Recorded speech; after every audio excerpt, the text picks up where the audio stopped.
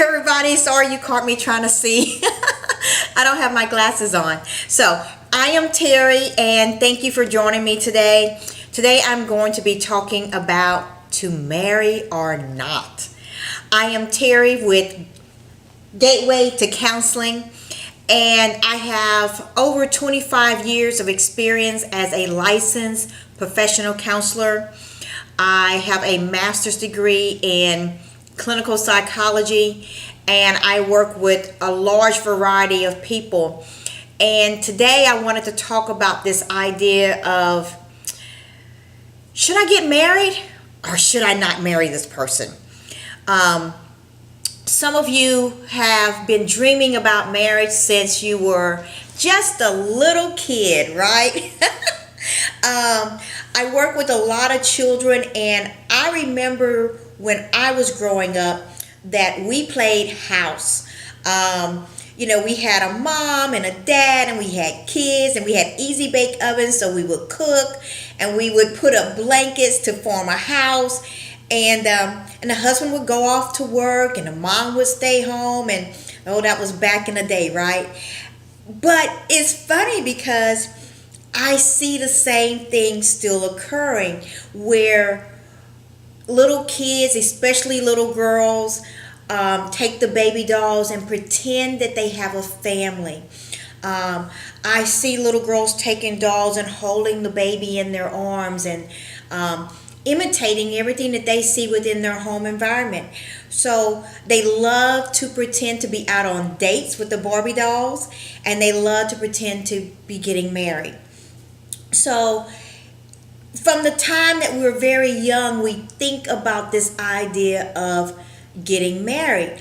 But many of us out there don't really know what we're doing. And I'm sorry to say that. But, we grow up with this idea of falling in love, and we give our souls to our soulmates. And if we're in love, then it means that we should get married. And I'm sorry, guys, but I might be the first person to ever tell you this, but that is not true. Just because you fall in love with someone does not mean that you should marry them. Follow me for just a moment on this logic. Let's say that you are 25 years old and you go to a different country. Let's say that you're living in Europe for a year, right? And you meet this wonderful, wonderful person, and you fall in love with that person. You have a lot in common, even though you grew up in different places.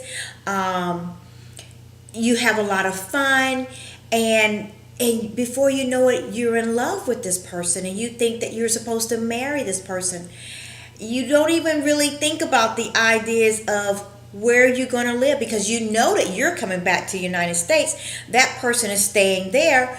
What are you going to do? How are you going to raise your kids? How are you going to see your family? And on and on and on and on. And I hear you. You're saying, love conquers all, Terry. No, it doesn't. It does not conquer all. So I am going to try to assist you on understanding why love is not the only key to deciding who you should marry. And I'm going to say this as a side note. There are some of you out there who have been madly in love multiple times. And where would your life have been if you had married each of those persons, right?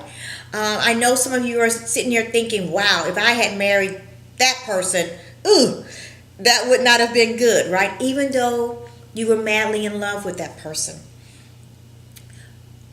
I frequently talk to boys and girls, ladies, men, and they tell me that they've met someone, that they're in love with this person. They've been dating this person for 3 weeks, 2 months, and they're planning a wedding.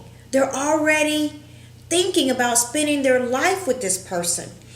And I always say, what do you like about this person? It's just a simple question. What do you like about this person? And I always get the same answer every single time. That answer is, oh, they're nice, they're sweet, they're kind, they're caring, they make me laugh. And that's about as far as it goes. I don't get anything deeper than that. So I want to encourage you today to start to look at the characteristics of a person that you want to spend the rest of your life with. Because I guarantee you, things will change during the course of time. They won't make you laugh anymore. What used to be funny yesterday is not funny today, right? So you need to start thinking about what's important to you. And this is deep soul searching. I can't tell you what's important to you. I can't tell you what characteristics are important for you to know who you should marry. But you want to start looking at the core of that person. For example, are they selfish? You know, and that's not going to show up immediately. It's not. Because everyone gives their best impressions during the first date, the third, fifth date, maybe for 6 months even.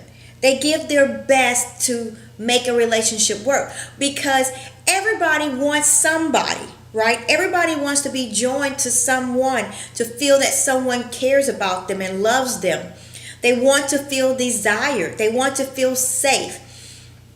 So I would encourage you, don't even start thinking about marriage until you've been dating this person for an extended amount of time so that you learn what's the core of them. I'm thinking of someone that I know that dated someone for a while and had no idea that he was an alcoholic. None. Got married, went on a cruise together, and learned that he was a functioning alcoholic. Had no idea. So you want to learn the core. Are they selfish? Do they put their needs in front of your needs on a consistent basis? They don't have compassion. They don't have empathy. What's their relationship with their family and friends? Do they have mommy issues? Do they have daddy issues? Do they feel abandoned? Do they feel depressed? Do they go through cycles? Are they manic? What's their core being? Do they have a good foundation of family? For example, are they putting their hands on you? Do they do it just one time? One time. That's all it takes. Because then it becomes a habit, it becomes a pattern, and they will do it again. So if you don't feel safe with this person, you don't need to be with this person. If that person has a lot of friends that are opposite sex and they're always hanging out with their friends that are opposite sex, what does that say? Or do you guys have plans and they change them all the time? All the time they're changing y'all's plans that y'all set up because they want to go and be with the guys or go and be with the girls. And that might be legitimate. I know someone that I'm thinking of right now that his wife proposed to him. And he told her he would marry her on 2 conditions. One, that he got to continue to hang out with his friends and basically do what he wanted to do. And she said okay, and she married him. And they've been married for an extended amount of time. But guess what? He continues to do whatever he wants to do. And that means other women. So sometimes, many times, a lot of times, most of the time, what you see in the beginning is what you're going to get over the long run.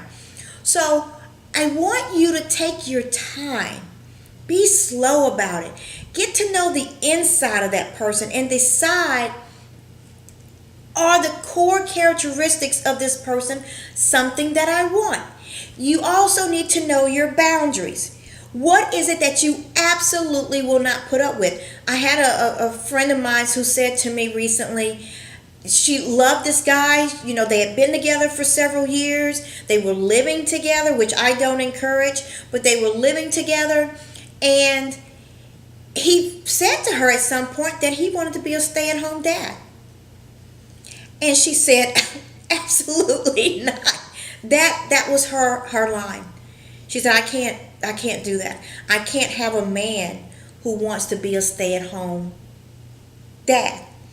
Because she worked hard and she made good money. But she wanted a man who was going to do the same. And she wanted to be able to stay at home maybe for a year or two as they had a child and begin to raise that child. That was her dreams. Their dreams didn't match. I will also tell you that long time ago, I was actually dating someone I was not dating someone. I was friends with someone. We worked out at the gym together, but we became very good friends. And we would talk on the phone all the time. And I thought, well, things were going really well, so maybe we should officially date, right? And he said no. And I was a little surprised. But I really respected him for that because he explained himself and he said, I really like you. We get along really well. We have a lot in common. We think the same way. We have the same foundation. He said, but you've been married and you've been divorced and you have 2 kids and you're a single mom. And he said, and I don't want to marry someone who has kids for another man. Now, some of you might be thinking, well, that was rude. But I didn't think it was rude at all. I thought, wow, he knows what he wants and what he doesn't want. And what he didn't want was that we started dating, we got more and more connected and more involved with one another, and then he fell in love and I fell in love, and there were tough decisions that needed to be made. He knew that it was against his core principles. What are your core principles? Do you feel comfortable being involved with someone who already has kids? Do you feel comfortable with someone when you're older and your kids are grown and gone and he has teenagers at home? Because you're going to be a parent to those teenagers, right? And you can't just say, oh, well, it's just going to be us and he'll take care of them. No, it won't be that way. I'm going to go back to something that I said earlier. I said that you can fall in love with anyone.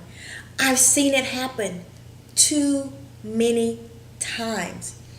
Where I see it the worst is when you meet someone and you guys are hitting it off and everything's going great and wonderful, and you've been seeing each other now for maybe 2 months, 3 months, and you guys are already having sex. And I know this is 2017 that I'm making this, and sex is a free-for-all, right? Okay, so you're having sex with this person. Guys, when you do that, you become even more enmeshed and more embedded with that person. I call it swapping spirits. Their spirit comes into you and your spirit goes into them. And that connection, that bond deepens because it's intimate. It's a sexual relationship. But that don't mean that it's going to work in marriage. Okay? So, I'm sorry. I'm getting all worked up, right? But I want y'all to understand what I'm saying because this is such an important issue. So you've been dating for 2-3 months and you've been having sex with one another and you're spending a lot of time together, but he's an alcoholic and you hate it and y'all argue about it all the time. Or he smokes weed and you can't stand that. Or even worse, he doesn't consistently work and you're now in love with this person who sits around the house all day, does drugs, doesn't want to work. You're working, you're coming home, you're cooking, you're cleaning. Is that the type of spouse that you want forever and ever? Amen. And some of you might be thinking, well, if it doesn't work, I'll just get a divorce. Well, if you don't think it's going to work in the beginning, why go down that road? Why? And I'm not saying to you that it can't work. But what I am saying to you is if you know there are issues in the beginning, resolve those issues. You know, if it's in the first 6 months, just leave it alone. Just go somewhere else.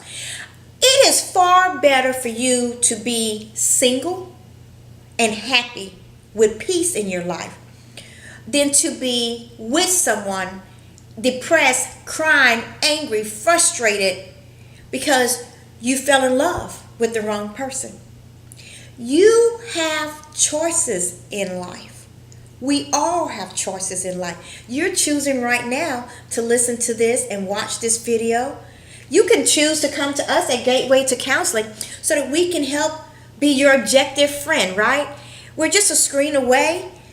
Contact us. Let us help make some directions and guide you a little bit and say, well, what about this and what about that? But you said this. What is it that you want in a relationship? You should want some basic things out of the spouse that you're going to have for the rest of your life. That you both are working in the same direction. What's important to you? What is your purpose in life? What is that person's purpose in life? What direction are you both heading into?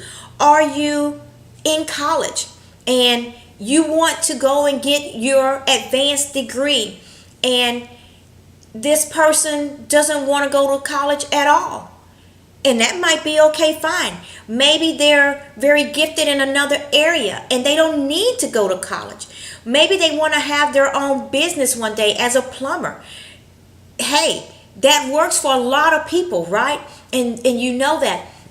But if you are, let's say, 50 and that person has no clear direction in life and they're just stumbling and they can't pay their bills and they have bad credit and the list goes on and on and on, then is that what you want in your life?